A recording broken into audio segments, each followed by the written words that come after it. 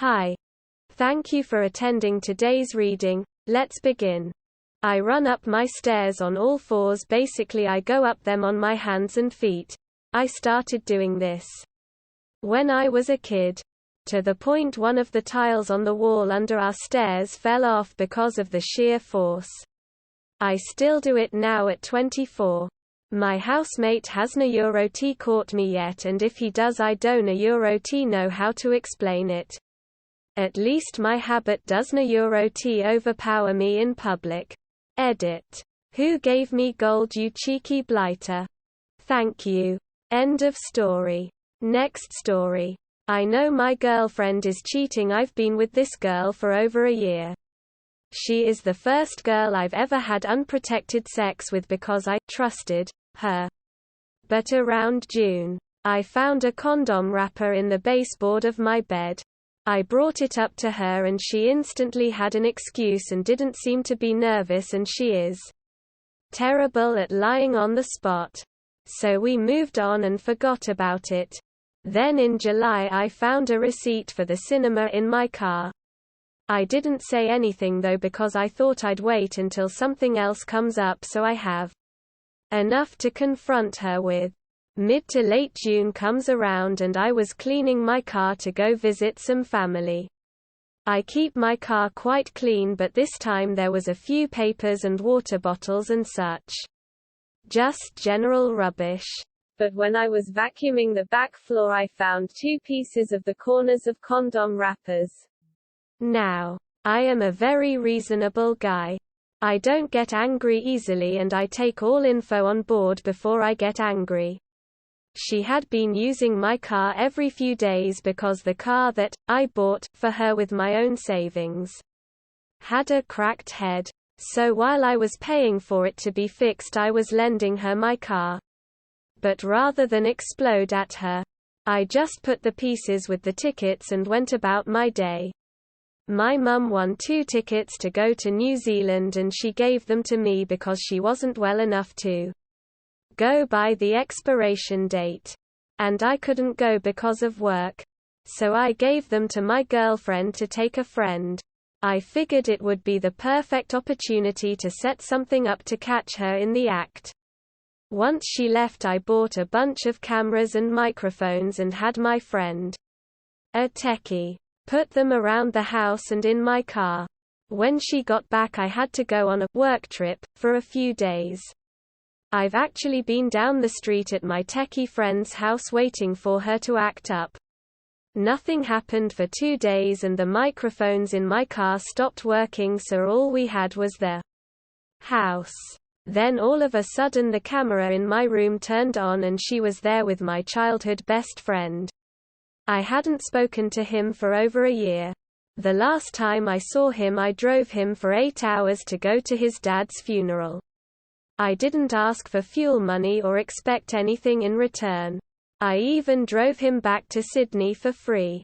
So me and my techie friend went back to my house at night and broke into his car by forcing the window down. 1990s Ford with hand-roll windows. We pushed it up the block and hid it behind an industrial building. Then we went back to his place and called her. We watched her pick up the phone while she was next to him. I pretended to be checking in on her and she sounded normal and lied straight to me. It was obvious that she was nervous and it just made me even angrier. We left her for the night and waited for this morning. The police were talking to my ex-best friend about his car and she had to drive him home. Over an hour to his house. So when they left I had the locksmith change my front and back door locks and we dumped all her stuff in my ex-best friend's car. I even sold the car I bought her to the shop that was supposed to fix it. She'll be home any minute now and I'm gonna get her reaction on video. Stay posted for the link. End of story. Next story. My mom cooked and had me eat my pet ducks as a kid. I've always wanted a pet duck as a kid and my mom caved in and bought me 3. She hoped that I would go tired of them, so she could teach me a lesson about how animals are worthless without a use. But I guess I was very stupid and I didn't get it.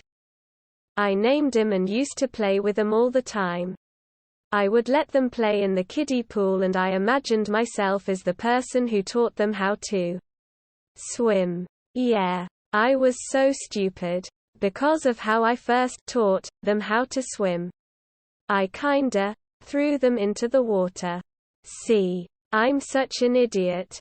One of the ducks, Bubbles, became scared of swimming. Lol. So I had now a duck that I had to teach to overcome a phobia the idiot me had induced.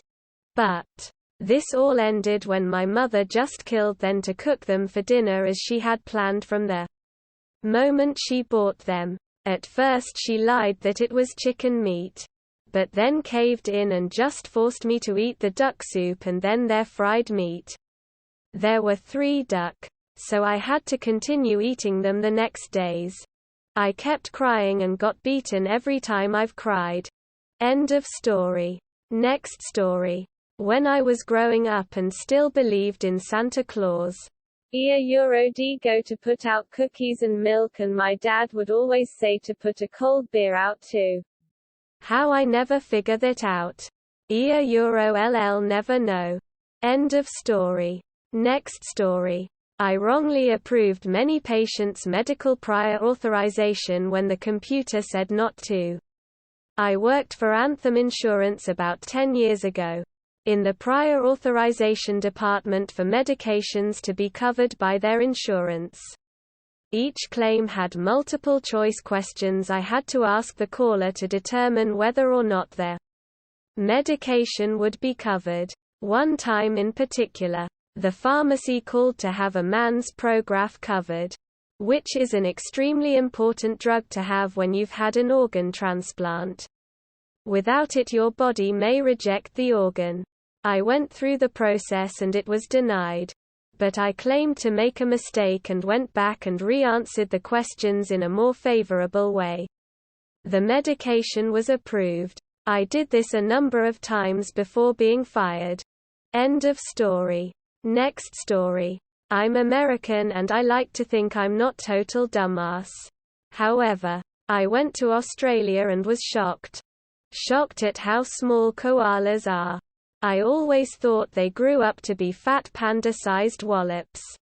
I figured every koala I'd seen was a baby. End of story. Next story. I got a vibrator as a gift at 16 years old. From my parents. Their rationale. I wouldn't get knocked up by a vibrator. It makes sense to me as an adult. And it is true. But I was so mortified that I never used it. It actually made me even less interested in anything being near my vagina. I didn't actually use one until after I went to college. End of story. Next story. I texted my ex. I called Neuro to get him out of my head for my entire 4-year relationship with my other ex. He was amazing. I was super bratty, jealous, immature. I asked for a break and expected to pick things back up a week later like nothing happened and he put his foot down, said no, and that was it. We were done. I was devastated. It was the most serious relationship I had ever had before my most recent ex. I texted him, almost 5 years later, today, and told him I was sorry for being the way that I was. That he was amazing. And that he did Neuro deserve to be treated poorly. I told him that I hoped he was happy and doing well. Despite how horrible 2020 has been. I told him I did Neuro expect a reply at all. He responded back pretty quickly. And told me that he was sorry as well and that he should have paid more attention to me and he was Neuro all that great. Broke my damn heart when he said that. Where Euro ve been talking all day. Catching up. We pretty much just fell into such a comfortable place. Talking like we used to and eat a Euro so insanely heartwarming. So far Euro I'm glad I finally texted him. Euro I'm pretty sure I still love him. And I'm okay with just staying friends because he was literally my best friend for so long. I'm happy. End of story. That is all for today. If you want to support my automated channel, feel free to drop a like and subscribe. See you tomorrow.